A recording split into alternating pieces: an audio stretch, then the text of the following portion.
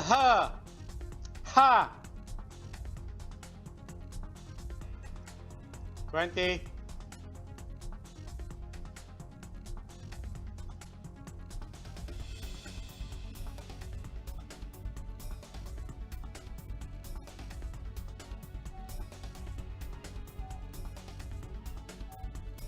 Good evening, I'm Robbie Alampay. The big stories tonight. The palace is willing to intervene to avoid another budget impasse. This as both houses of Congress point fingers on whom to blame should the spending plan be derailed. Private hospital staff not involved in medical help are crying out for additional benefits and hazard pay. They say they too are vulnerable to COVID-19. Transport authorities are set to release guidelines for a cashless commute. They're seeking service providers who can offer interoperability. Less than a week since the start of classes, and errors were already found in modules and lessons aired on TV. The Education Department vows to rectify these mistakes. And a far cry from the first presidential debate, America's vice presidential candidates, Democrat Kamala Harris and Republican Vice President Mike Pence, squared off in a debate which centered on pandemic response.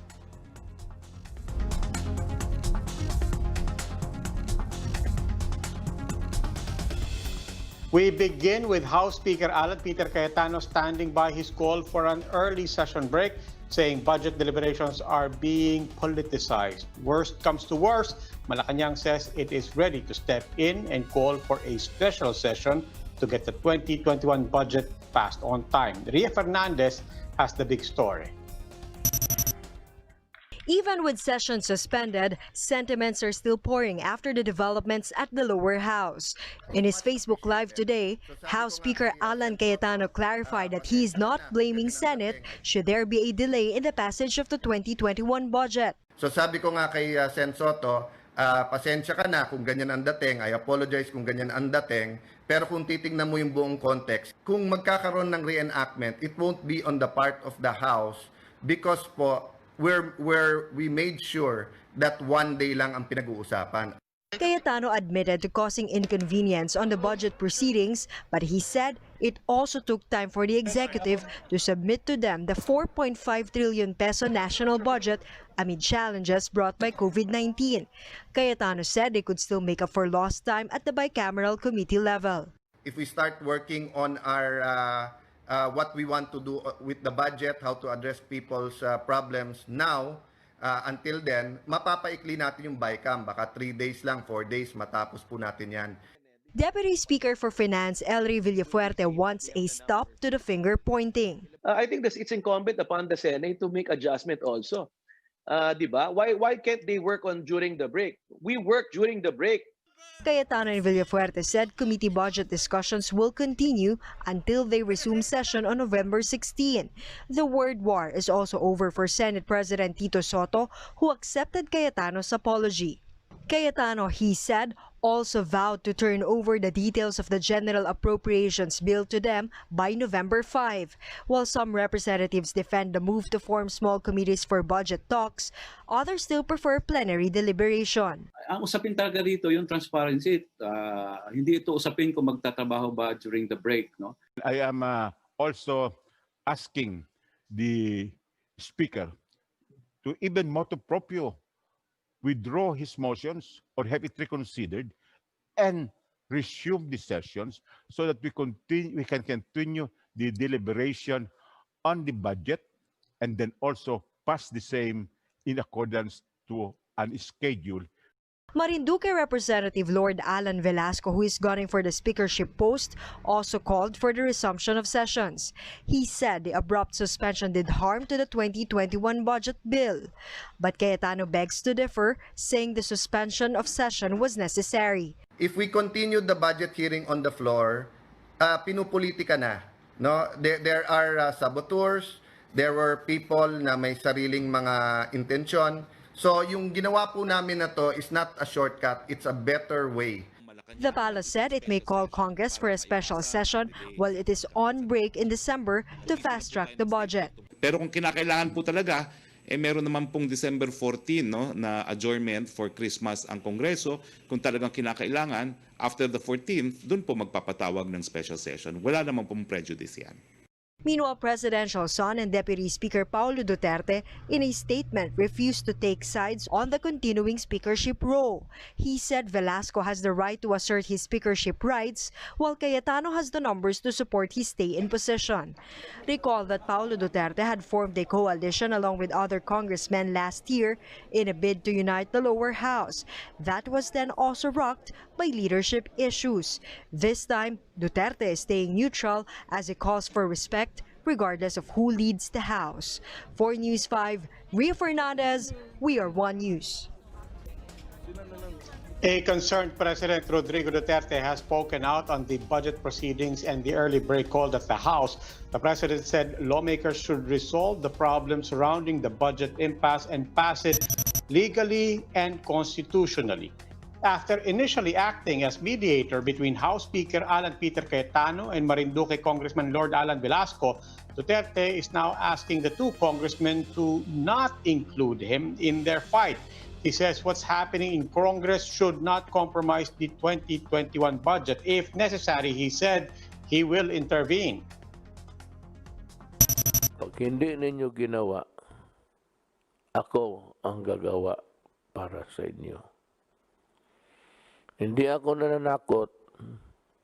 Wala akong ambisyon manakot.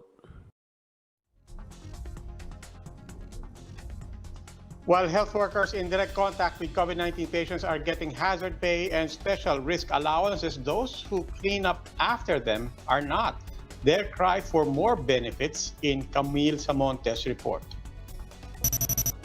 Ever since the pandemic started, Eileen has been worried about her safety. Eileen is a nurse at a private hospital in Manila. She and her colleagues are now demanding for better pay and benefits after some of them got infected with COVID-19. Wala naman pong pinagkaiba ang serbisyong binibigay ng mga nurses sa private sa mga public health workers. Pangalawa po, pare-pareho lang din po kaming mga exposed sa mga COVID patients, lalo na po yung mga nagjo-duty doon. Siyempre, compensation-wise po, dapat po hindi kami malayo. Bayanihan Act 1 only gives a special risk allowance, hazard pay, and free board and lodging to public health workers. The Labor Department said private medical staff are now included in Bayanihan 2. It's the same payment mechanism that we should apply this time that health workers in the private sector are now entitled to. Dole, however, clarified that the special risk allowance is only for those health workers in contact with COVID-19 patients or on duty in the hot zone. But all health workers must receive hazard pay regardless of assignment. Health workers who contract COVID-19 will also be entitled to a cash assistance of 15,000 pesos. Families of the health workers who die from the disease will also receive compensation. But health personnel not directly working with patients such as janitors and security guards in hospitals are not included in Bayanihan 2. Just like Ashley, a janitress at a hospital in Quezon City. She usually cleans the rooms of COVID-19 patients and the hospital's hot zone. But she only received 125 pesos hazard pay per day. Sana dagdagan yung mga benepisyo namin, yung hazard, gano'n. Kasi sa ngayong sitwasyon po, kailangan din po kasi namin para kung magkasakit po kami. Joey, a staff member in the Patients Admission Office of a Manila hospital, has not received a single centavo of hazard pay. May definition pala to, na ang tangi lang po pala ang talaga, mga nurse at doctor. Ngayon kaming mga nasa ancillary, hindi raw po kami mga health workers. Pero sa amin, since nasa hospital kami po yung nilalapitan ng mga pasyente. Ngayon, sana po, nananawagan po kami kay Pangulong Duterte na maisama kami sa mga benepisyo ng mga sinasabi nilang health workers. But Dole maintained that the benefits package are only for health workers. Kami po sa gobyerno, nagtatrabaho po kami, may exposure po kami. We are not entitled to this because we are no health workers in government. So ganun po yun. Dole is still waiting for the budget department to release the funds allocated for the health workers' compensation. Dole also encouraged the presidents of private hospital unions to have a dialogue with their employer to improve compensation. For News 5, Camille Samonte, we are One News. And still on benefits for health workers, the daughter of a fallen medical frontliner in Cainta is suing her mother's former employer. Joey Cruz and her family filed before the ombudsman charges of gross neglect of duty and conduct unbecoming of a public officer against the chief of the Cainta Municipal Hospital, Dr. Antonio Jason Sierra. According to Joey, Sierra refused to conduct COVID-19 tests on staff who were exposed to COVID-positive patients, including her mother, Maria Teresa Cruz. Joey's post on her mother's experience and minimal hazard pay went viral online. Sierra says they did not fall short and are ready to face the charges. Na ilang beses po na-expose ang aming nanay sa COVID positive patients. Sa kanyang pagre-request, pagkatapos niyang ma-expose, ang hospital administration po ng Cainta Municipal Hospital ay dismissive ang naging response sa request ng aming nanay para sa isang test. At yun na nga, rapid test lang po ang binigay. We'll go for a quick break. When the big story returns, transportation authorities are looking for cashless service providers who can offer interoperability. And the National Center for Mental Health sees a spike in calls in its crisis hotline. The reason after the break.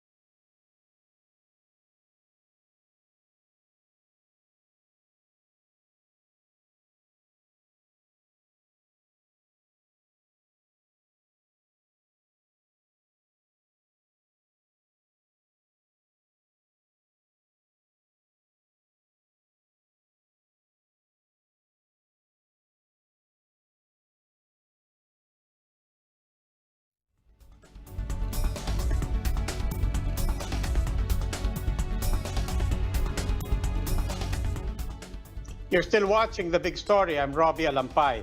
The LTFRB has expressed concerns on how it will shoulder the cost of the free distribution of beep cards.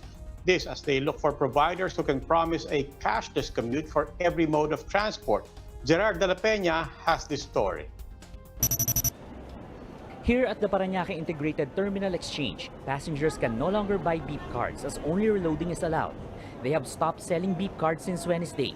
The LTFRB mandates all transport operators and automated fare collection system providers to stop charging passengers for the purchase and use of beep cards. Pala spokesman Harry Roque confirmed this order. Nagkaroon po ng katagunan na ang ating Department of Transportation at Land Transportation. At ang sabi po ng DOTR, dapat libre na po ang beep card. President Rodrigo Duterte earlier told the Transportation Department to distribute beep cards for free.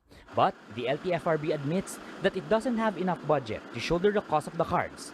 They're banking on service providers who may be willing to give out the cards for free. We need to understand where the cost is coming from. And the cost is coming from the one providing the service. The LTFRB and the service providers have yet to resolve the possibility of refunding those who have purchased beep cards. This PUV cooperative, which runs between Buendia and the Senate, makes use of Pearl cards. This too is covered by the LTFRB mandate. They have no choice but to hand them out for free. Baka naman po may paraan din po ang DOTR, lalo na kami ay isang primary co-op lamang, baka pwede pong mabigyan kami ng subsidiya. Other service providers, meanwhile, are happy with the government's decision to open the EDSA busway, as this might mean additional footprint. They're opening na the possibility of having other e-payment solutions provider to operate din sa EDSA busway and maybe eventually sa MRT and LRT. Actually, happy kami dun sa news na yun. This month, the DOTR is also expected to release guidelines on how cashless payment solutions providers will work with transport operators. One of the requirements is to allow interoperability, in which a card or QR code system can be used across modes of transportation. The LTFRB has yet to lift the suspension of the exclusive use of cashless mode of payment at the EDSA busway. In the meantime, those who already have cards can still reload, while those who don't can pay in cash. For News 5, Gerard de la Peña, We Are One News. Now, a reminder to motorists. Get your RFID soon because starting November 2, there will be no more tellers accepting cash along major expressways. In just over 3 weeks, toll operators will only be accepting cashless payments from TPLEX in the north all the way down to the Star tollways along South Expressway.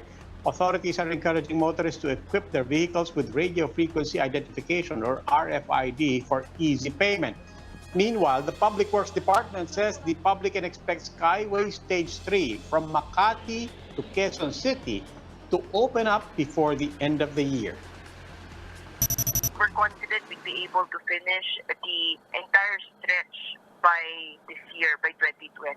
Pero ito po yung end-to-end from Makati all the way to Quezon City. Pero yung mga ramp downs niya, gagawin pa.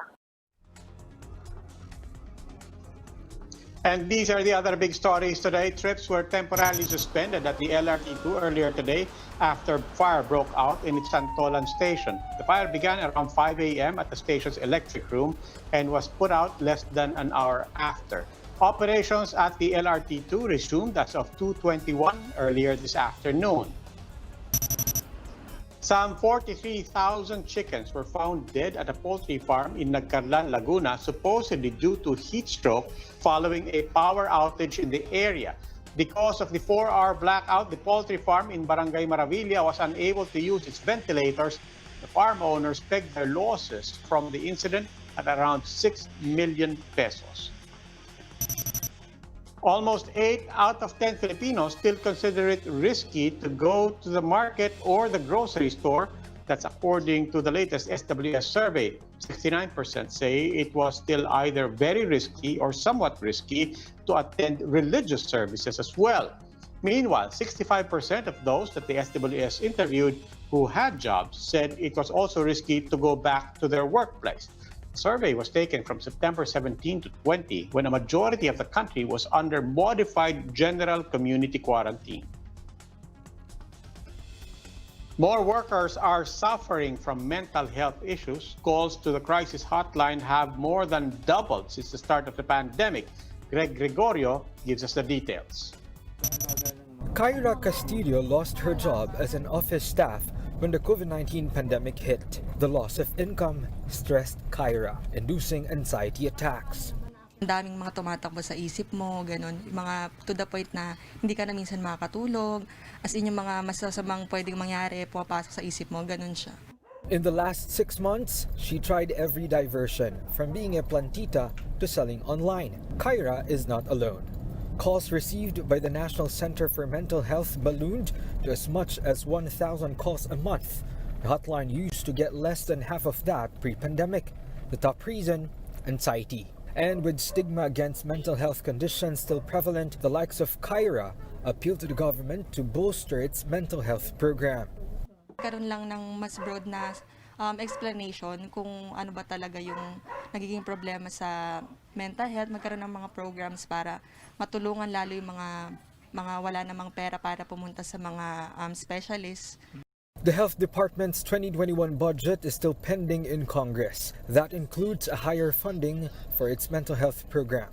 Unfortunately, we were not approved, no, itong ating second year para dito sa budget namin. So for this year, we have 234 million na budget para sa mental health.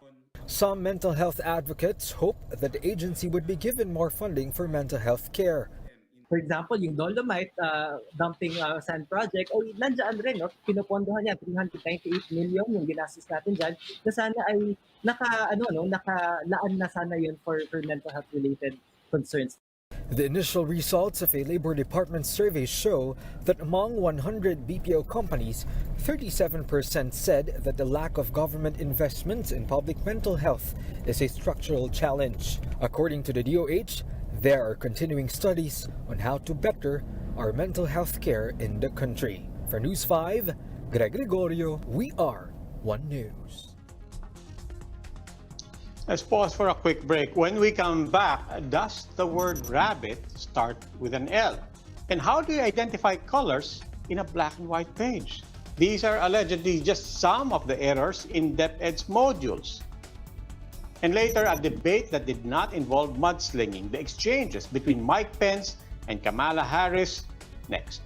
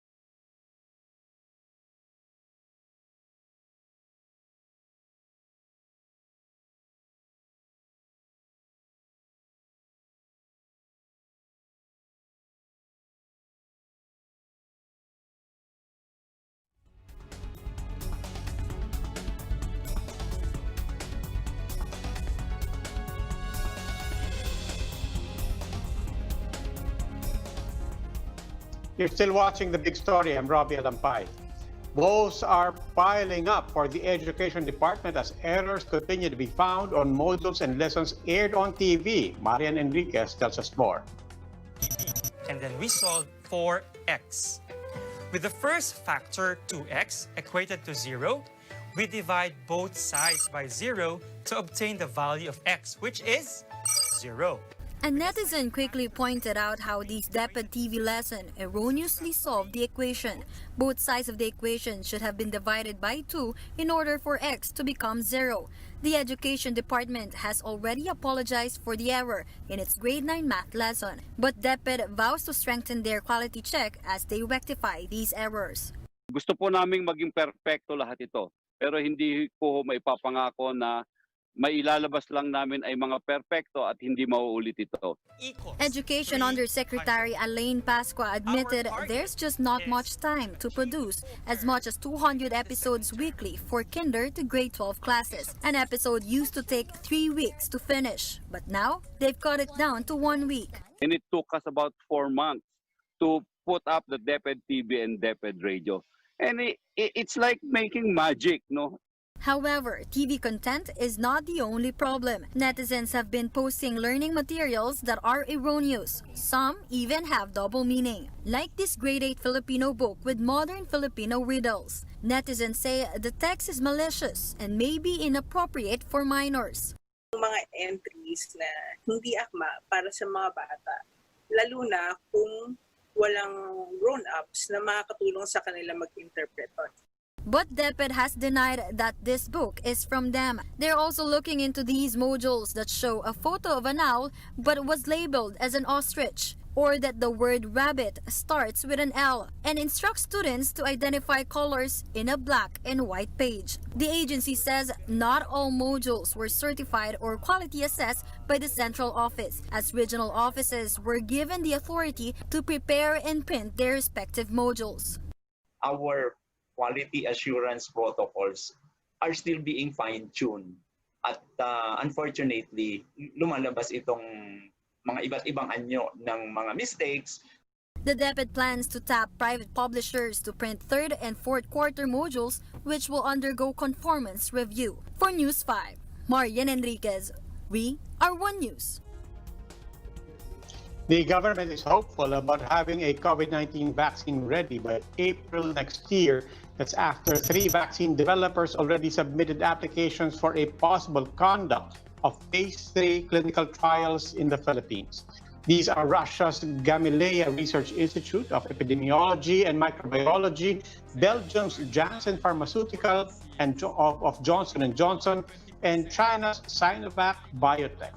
The Science Department's Dr. Jaime Montoya says the vaccine expert panel is already processing the documents. As for local vaccine trials which utilize virgin coconut oil and laguni, Montoya says results are so far promising. Kung ito po ay hindi magkakaproblema, matatapos po ito ng mga November o early December. Only kapag na-approve ng mga FDA nila sa kanilang bansa, pwede po sila mag-submit sa ilang mga FDA po sa outside na ma-approve yan, magiging available na po yung vaccine.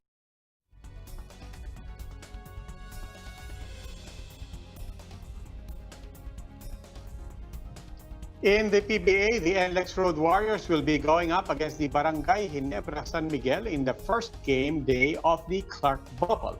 They were shown on social media making the most of the remaining time left by lifting weights as well as biking and jogging through the grounds. NLEX guard Kiefer Avena took over the NLEX account to share how they conduct their recoveries, which is important as teams would be playing 2 to 3 times per week. Asi Taulava made a different kind of tutorial, how to wash clothes in the bathroom sink. For Coach Yeng Giao, it's a challenge to whip players back into game shape, but what's important is to familiarize the team with the system once again. I keep telling the team that we have to go back to our foundation, to our philosophy, to our culture, and that's going to give us an edge in this tournament. So, pagdasal nyo lang po kami. And with that, our favorite basketball league is set to return. Catch the PBA Bubble Games live on TV5 every Wednesday, Friday, and Sunday, and on One Sports and PBA Rush Daily starting October 11. Games are also seen live via Facebook and YouTube live stream, Radyo 5, and Signal Play. Departing from the chaotic Trump-Biden debate last week, the U.S. vice presidential match-off between Republican VP Mike Pence and Democratic nominee Kamala Harris parsed through a slew of topics, including pandemic response. The vice presidential debate kicked off in Salt Lake City in Utah with Harris, a former state attorney general, going after Trump's failed leadership amid the health crisis. She slammed Trump for downplaying the virus, which has cost Americans a lot. American people have witnessed what is the greatest failure of any presidential administration in the history of our country. Can you imagine if you knew on January 28th, as opposed to March 13th, what they knew, what you might have done to prepare? They knew and they covered it up. The president said it was a hoax. Trump's running mate Mike Pence countered, saying Biden's coronavirus action plan does not stray far from what's already being done by their administration. It looks a little bit like plagiarism, which is something Joe Biden knows a little bit about. The two candidates, who were separated 12 feet by plexiglass shields, also took on topics about racial injustice and tax cuts, among others, but also dodged a fair share of questions. This includes the possibility of succeeding the presidency with both Trump and Biden in their sunset years. Air travel across the globe might still be limited, but travelers in Thailand still get to have their airline fix. That's as Thai Airways has launched its flight simulator and jet-themed restaurant. Wannabe pilots can briefly live the dream with state-of-the-art flight simulators complete with buttons, controllers, and digital displays. The restaurant features a full cabin experience from airline crew to airplane cutlery. Food and service come in 3 classes: first, business, and economy. Thai Airways was forced to suspend its operations due to the pandemic and had to deal with ever-piling financial losses. And that wraps up today's big story. Catch us again tomorrow, 8 p.m. on Signal Channels 8 and 250. Please like our Facebook page, One News. For more in-depth analysis, visit our webpage, onenews.ph. You can now enjoy the new way of learning at home because DepEd TV is available for free to all Signal and satellite subscribers. Tune in to Channel 149 for Signal, Channel 189 for satellite. I'm Robbie Alampay. We are One News. Good evening.